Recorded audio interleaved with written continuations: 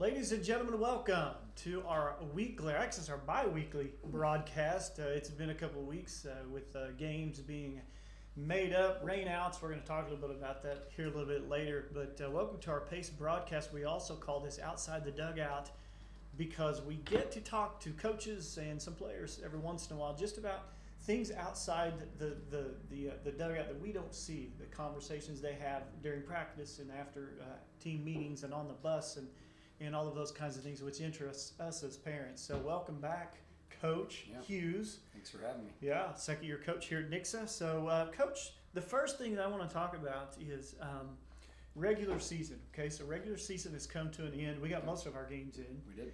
We ended up 28-6 this year. This time last year we were 30-3, and it's not bad at all. We were talking before the broadcast started that anytime you can win over 20 games, especially in the 6A and the competitiveness that we have, that's a good season. Absolutely. Hey, we win 28, and that's phenomenal. So tell us. So congratulations, first off.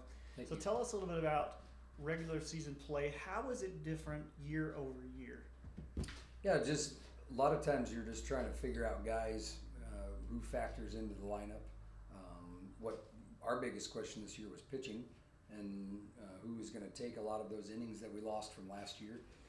And so I think a lot of the process going throughout the season is trying to figure out who those guys are and who's going to settle in as a closer, who's going to settle in as a bullpen guy, who's going to settle in as a pinch runner or a fill-in outfielder late in games.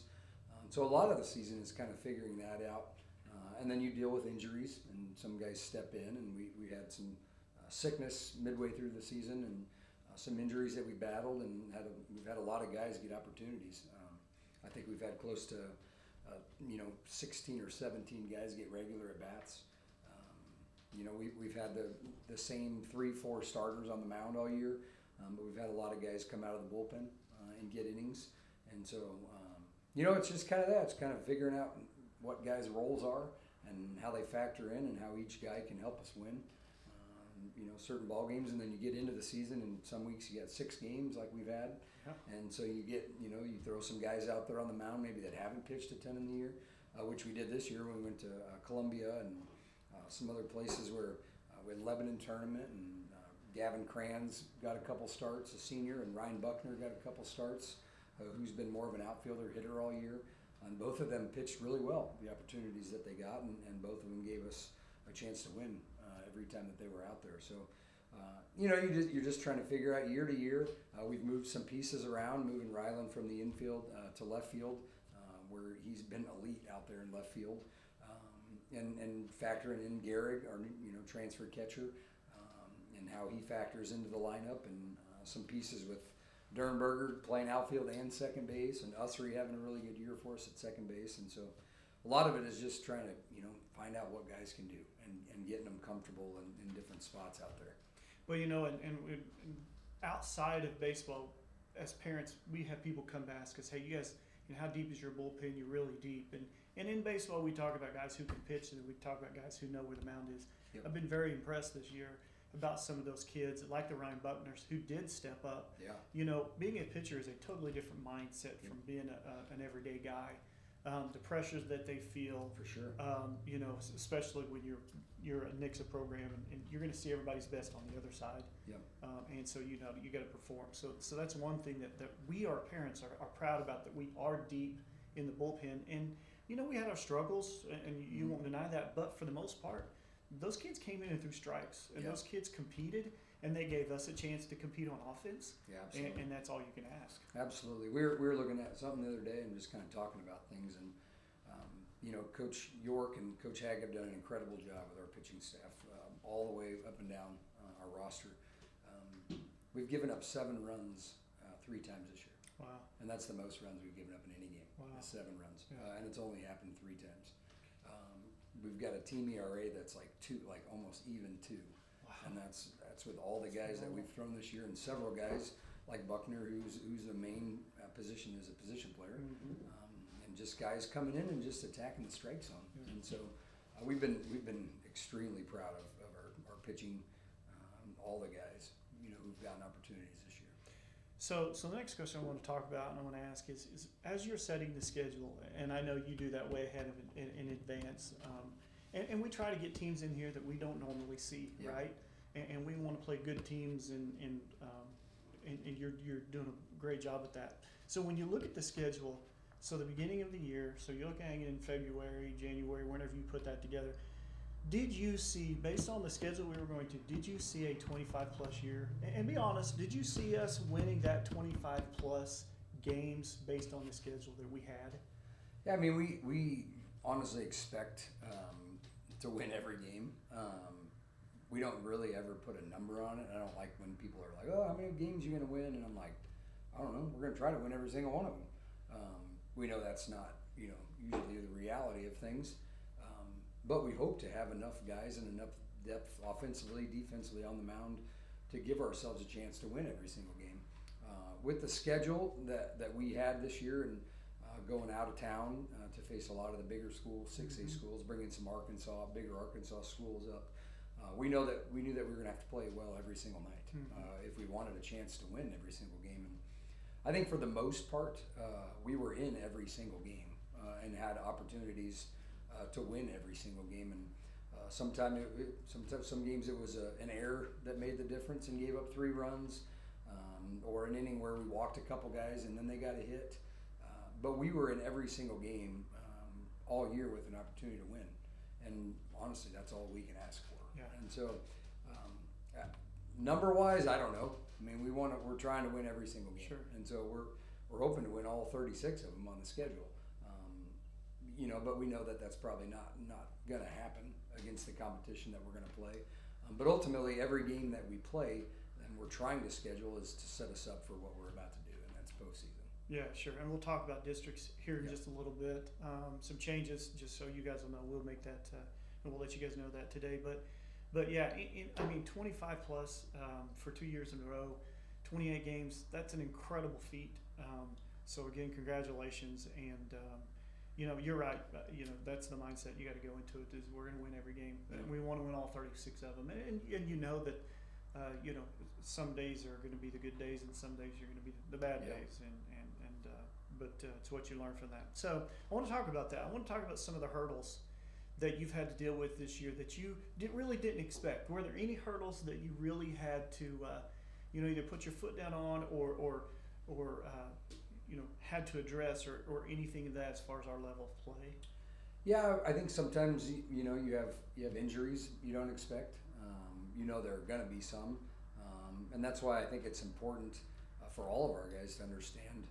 If you're not the starter, you're the second guy. You're one injury away. Or Nate Huber was one sickness away from being our starting first baseman one week, and he did a good job, and now he's getting more opportunities. And so I think some of that stuff is you just battle. A lot of times it's facilities, whether the weather is not allowing us to get on the field to practice consistently, or trying to battle around trying to find turf to play on so we can keep playing all of our games. I think those are the main hurdles that we face. We've got a lot of guys that are really good at baseball, and so when we do have injuries, we do have guys go down or some arms maybe that aren't ready to go. We've had a lot of guys step up and fill those roles, and so I wouldn't say we've had a ton of hurdles that we've had to jump. Again, we don't have time to worry about that kind of stuff because other teams don't care. Yeah. And when you play 5 games a week, you don't have time to think about that stuff. You got to put a lineup out there that you think is going to get the job done. No, you're right about that. And going back to the Nate Huber thing, wow, how did he step up? Yep. And as a matter of fact, he's still a staple in the lineup today, just based on the performance that he did. Because we've known Nate for several years, and Nate was a pitcher, he was a PO, but to stay through the ball like Nate does and to drive the ball, he's done phenomenal. He works really hard. He spends a lot of time hitting, and we've always known that Nate is a really good hitter. It's not necessarily that he hasn't been a good hitter before. Tanner Grant's an all-conference infielder, and we moved him over to first base, which is the same position that Nate plays. And so, but he's continued to work hard, and his number got called, and he was ready. Yeah, well, which goes to tell you that the program is working, right? Because you said, hey, you're one sickness away from, Yep. being on the field, and Nate sure stepped up, so he was ready. Yeah, he was. So the last thing I want to talk about is, or I've got one more question after this, but what would you change, if anything, about our level of play this year? That's a good question. I think one thing that we have struggled with a little bit, and we're trying to figure that out as a coaching staff, and now that we're into the postseason, it's just a matter of going and playing and getting the job done. But I feel like we need to do a better job as a coaching staff of improving our hitting with guys in scoring position.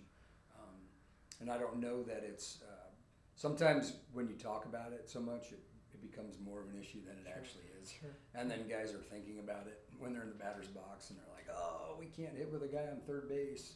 Oh, the last guy popped out. All we got to do is hit the ground." Now we start thinking about it sometimes, and we create something that maybe isn't really there. Like, Sure. So that I think that's one thing that I would say is just better, more consistent approach, more of a team approach, consistency, hitting with runners on third base, hitting with runners in scoring position. And I think a lot of that is maturity, just understanding pitchers pitch different when guys are in scoring position. Yep. We have to adjust when the pitchers adjust. Yep. And I think it's taken us a couple at bats before we make that happen. No, good point, great point. And that's something I think if you had whatever coach was sitting here, we need to hit better with guys in No scoring doubt. position. Yep. But it's just like anything else, when you start thinking about it, tighter you squeeze, Yeah. the harder it gets, right? So great response. One thing I want to talk about is if you could sum up our regular season. We're going to talk about post play here in just a little bit. If you could sum up our regular season in one word, what would that word be? I would say that the one word I would choose is preparation. I think that our regular season has prepared us for tomorrow, and the ups, the downs, all the things that we've learned so far. We know how to win. We've also shown that we can play in a way to lose, Mm-hmm. but our guys are learning from that, and they understand that every single pitch is important. And now when you get to the postseason, every single pitch, every single play, every single run is important.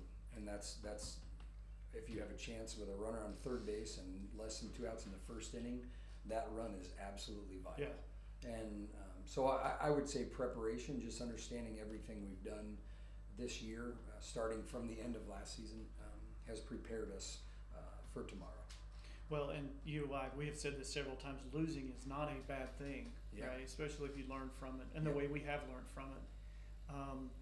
And maybe it's that situation to where kids know and the players know that pitch number one, inning number one is just as important Yep. as last pitch in the bottom of the seventh inning. And I think it's a complete game. We have to play a complete game, so I like that preparation. One last question before we go to a break and listen from our sponsors. The weather has been an issue, and it's been the opposite, right? Yeah. Normally we deal with rain in April. I think we're having our April showers now. I've heard some staggering amounts of inches of rain. But how has that affected? How do you keep your kids focused late in the year, right? Because baseball is an outside sport, Yep. and they want to be outside. So any adjustments you guys have had to make? I mean, you're having to make adjustments on the fly. We're talking here, and we're going to get rain here in 40 minutes. Yeah. How do you keep the kids focused? When all of this is distracting. It's just one of those things that we talk about. No matter what it is, like, we can only control the things that we can control, Sure. and weather is not ever going to be one of them. When you have grass, and and as a hitter, pitcher, whatever that is, position player, you kind of want to get into a rhythm. Like, baseball's a game of rhythm, and as a hitter, like, I want consistent at bats to help me stay locked in or keep my timing on, or I want to face live batters. And fortunately, we have an indoor facility that allows us to still go live. Sure. And so we can still get live at bats against pitchers, and our pitchers can face live batters. And the thing that I think it's affected us, maybe more so, is the ability to get a lot of ground balls and a lot of reps on an infield, Sure. which is something that's extremely important. And so, again, it's just one of those things like, hey, when it's time to play, you better be ready to play. And if that's right now, then we're ready. If it's not, then make sure you're doing everything you can so that when we are ready to play, if that's tomorrow, if we get rained out tomorrow, we'll be ready the next day. But just making sure that no matter what, you're always ready. Well, and sitting up here in the press box and watching the game, one of the things that we recognize, and we've talked about this, that is different, it seems, here in the last 2 years, is the kids' willingness to do whatever they had to do to help their pitcher out. Whether it's run against the wall to catch a fly ball, whether it's dive, whether it's sacrifice your running, in whatever way they have to, because they care about the guys that they're on the field with. Yeah, no doubt. We've got a lot of guys that have that mentality, and one of our leaders has maybe 3 at-bats on the year, Josiah Jenkins, and he's second on our team in stolen bases because he courtesy runs for Jack every time he gets on, and he knows that's his role, and he does it to the best of his ability. Well, we see some really good base running from him in some tough situations. We were in the stands, and I think it was a fly ball to center field or whatever, but it was a really good. He was really strategizing and thinking about, okay, how far should I get off the bag? Should I go halfway? What should I do? And he ended up scoring the inning. So I remember that. So great. So phenomenal. We're going to take a break and talk to some of our folks that make this possible. We'd like to thank Getting Basted. They're one of our great sponsors. They're a really good barbecue place. If you haven't been by there, make sure you go there. Chapman Personal Training. Hey, everybody wants to get in shape, right? Absolutely. Because we want to eat. So make sure you visit Chapman Training. I know you can get a hold of him on Instagram. And then Big Al Subs. Big Al Subs has been a huge sponsor of Nixa Baseball for the last several years. They're just right around the corner from us from here. So we'll listen to some of our sponsors. We'll be back to talk about districts and postseason play right after this.